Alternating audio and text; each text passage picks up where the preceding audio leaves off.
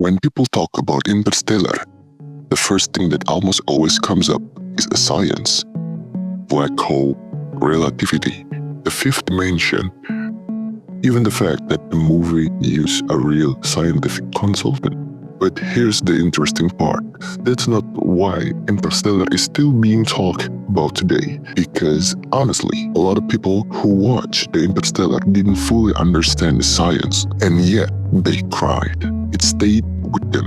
And many of them watched the movie again. So, in this video, I want to talk about one important thing. Why Interstellar didn't succeed because of its science, but because of its emotion.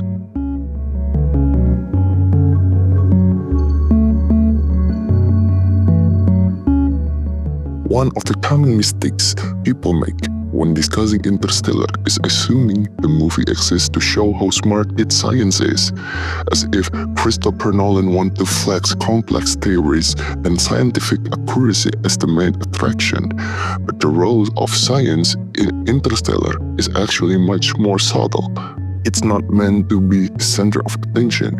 It's there to make a world feel consistent and believable. When the scientific foundation feels solid, the audience stops asking, does this make sense? And can fully focus on the emotional experience. Science works quietly, like the foundation of a house, unseen and rarely admired, but without it, everything would feel unstable. And because that foundation is strong, Nolan is free to highlight what he really wants to show. Human emotion, relationship, loss, and the emotional weight of difficult choices that pull the audience into the film on a deeper level.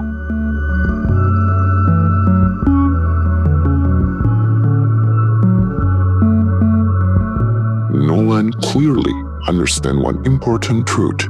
Most people don't go to the cinema to sit through a 2.5-hour physics lecture. Concepts like time relativity, space-time, or dimensional theory are only fully understood by a small portion of the audience. If a movie relies too heavily on intellectual understanding, many viewers will feel alienated instead of engaged. That's why Interstellar shifts its focus to something far more universal and human: loss, emotional distance from loved one, regret over time slipping away, and complicated relationship between parent and children.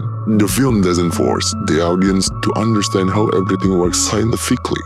It only asks one simple but powerful thing: to feel the emotional cause of it.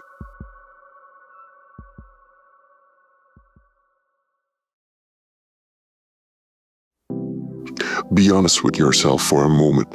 If someone asks what you remember most about Interstellar, almost nobody answers with the explanation of wormholes.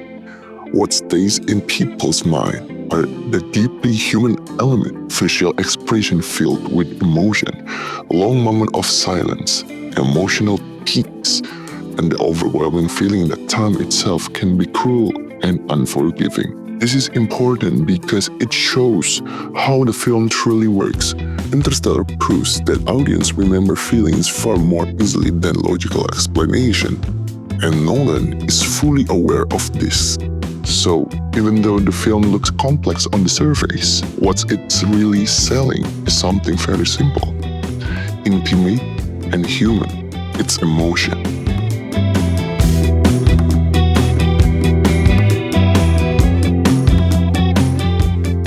Many sci-fi films fail not because their ideas are bad, but because they try too hard to look smart.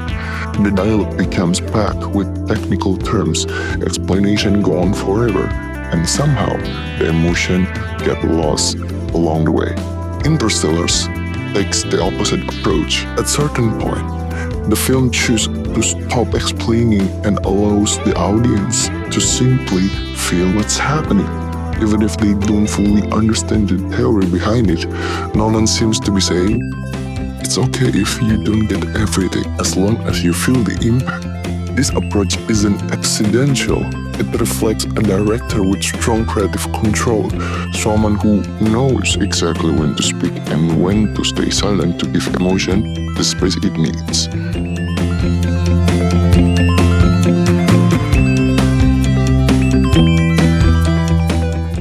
let's talk about one element that often gets underestimated: the music. Hans Zimmer's scores in Interstellar isn't just epic and grand, it actively controls the audience's emotion.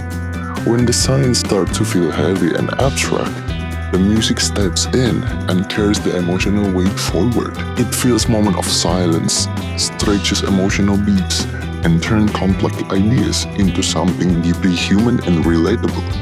Without Zimmer music, Interstellar would likely feel colder, more technical, aging. This clearly shows that in large-scale films, audio and music can have even stronger emotional impact than visual.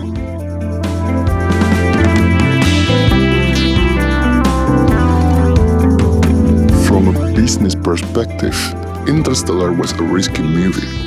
It's long, its themes are heavy, it has very little humor, and it's not exactly casual entertainment. On paper, this should not have worked, but because of its emotional core is so strong, the film didn't just survive, it lasted. People talk about it, recommend it to others, and watch it again. Many viewers openly admit they didn't understand everything.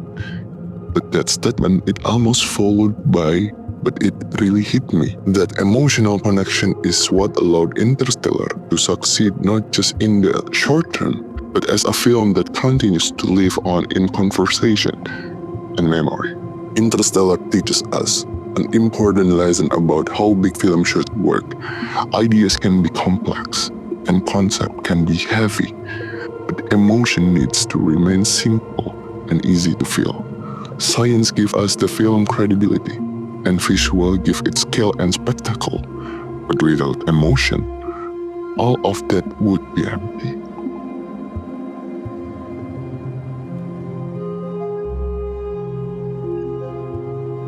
Emotion is what makes Interstellar feel alive and unforgettable. And that's probably why, years after years, the film still feels relevant. Not because we understand the science better, but because the emotion it delivers are still just as powerful and human. Don't forget to click like if you enjoyed this video and subscribe if you want to learn more about film like this. My name is Dhitto. See you in the next video.